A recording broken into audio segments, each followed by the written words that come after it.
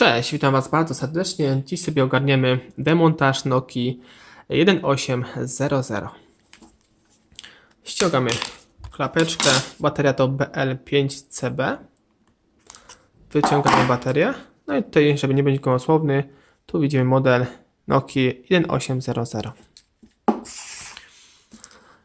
Podważamy całą obudowę tutaj w bardzo prosty sposób, najlepiej oczywiście od samego dołu. Z plastikowym tutaj narzędziem podważamy sobie z jednej i z drugiej strony. Następnie sobie jedziemy na samą górę, delikatnie w każdym miejscu. No i przeważnie samoczyniona nam tutaj odchodzi. Nakładka kreaturki. I teraz co najważniejsze, musimy tutaj sobie odkręcić śrubeczki. Posłużymy się Torxem, tutaj bardzo popularnym dla starych Nokii, Torx T6H. I tutaj już widzicie, jest jedna, druga, trzecia, czwarta, piąta i szósta. I jak przystało w starych Nokiach, jest tutaj dość oporowo do odkręcania.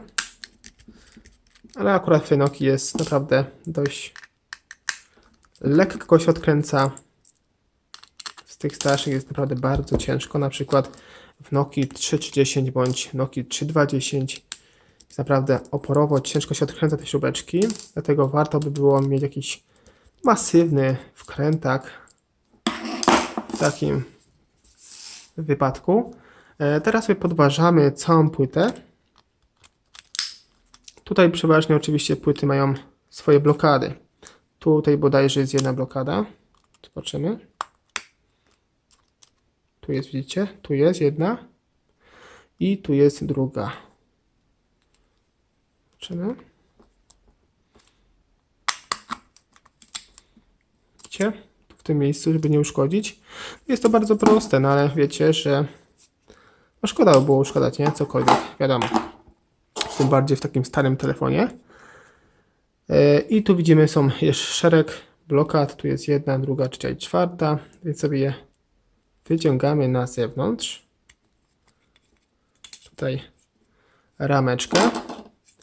I następnie, jeśli chodzi o nasz wyświetlacz, w tym przypadku jest lutowany. Tu niestety sobie niego nie ściągniemy w bardzo szybki sposób. I tak samo membrana ściągamy sobie. Tu jeszcze głośniczek możemy sobie zdemontować. Tutaj wystarczy go podważyć, o właśnie, w taki sposób. Główny głośniczek. I to wszystko w tym filmiku. Do zobaczenia w kolejnych odcinkach. Cześć.